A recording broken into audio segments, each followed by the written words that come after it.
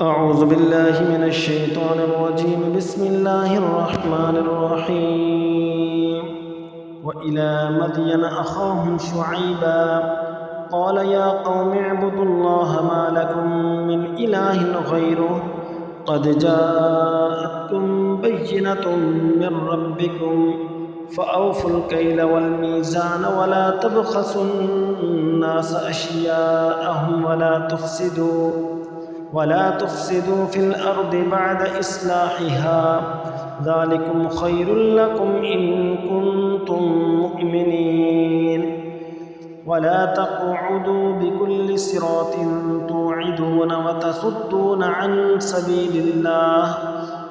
سبيل الله من آمن به وتبغونها عوجا واذكروا إذ كنتم قليلا فكثركم وانظروا كيف كان عاقبة المفسدين.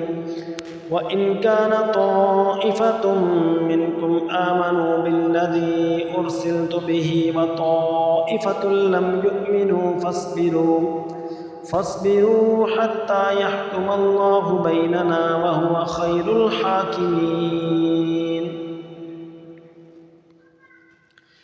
قال الملأ الذين استكبروا من قومه لنخرجنك يا شعيب والذين آمنوا معك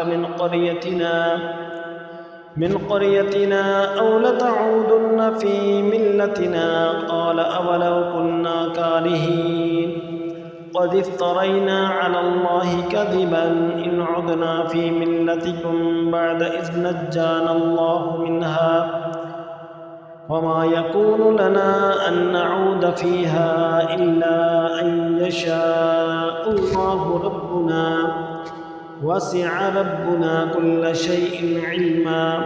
على الله توكلنا ربنا افتح بيننا وبين قومنا بالحق وأنت خير الفاتحين. وقال الملأ الذين كفروا من قومه لئن اتبعتم شعيبا إنكم إذا لخاسرون. فأخذتهم الرجفة فأصبحوا في دارهم جاثمين.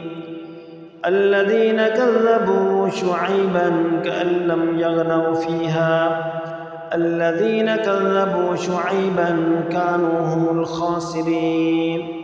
فتولى عنهم وقال يا قوم لقد أبلغتكم رسالات ربي ونصحت لكم فكيف آسى على قوم كافرين. وما أرسلنا في قرية من نبي إلا أخذنا أهلها بالبأساء والضراء لعلهم يضرعون.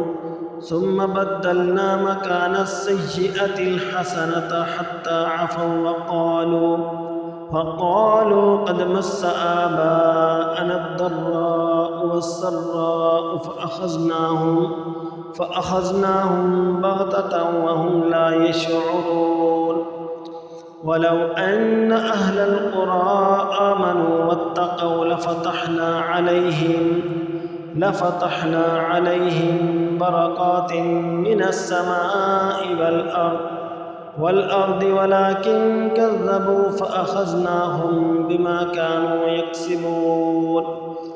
أفأمن أهل القرى أن يأتيهم بأسنا بياتا وهم نائمون. أفأمن أهل القرى أن يأتيهم بأسنا ضحى وهم يلعبون.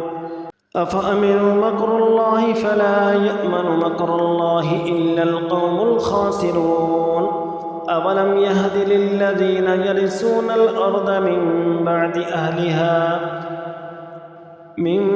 أهلها أن لو نشاء أصبناهم بذنوبهم ونتبع على قلوبهم فهم لا يسمعون. تلك القرى نقص عليك من أنبائها ولقد جاءتهم رسلهم بالبينات فما كانوا ليؤمنوا بما كذبوا من قبل كذلك يطبع الله على قلوب الكافرين. وما وجدنا لأكثرهم من عهد وإن وجدنا أكثرهم لفاسقين ثم بعثنا من بعدهم موسى بآياتنا إلى فرعون وملئه فظلموا بها فانظر كيف كان عاقبة المفسدين وقال موسى يا فرعون إني رسول من رب العالمين حقيق على أن لا أقول على الله إلا الحق قد جئتكم ببينة من ربكم فأرسل معي بني إسرائيل قال إن كنت جئت بآية فأت بها إن كنت من الصادقين فألقى عصاه فإذا هي ثعبان مبين ونزع يده فإذا هي بيضاء للناظرين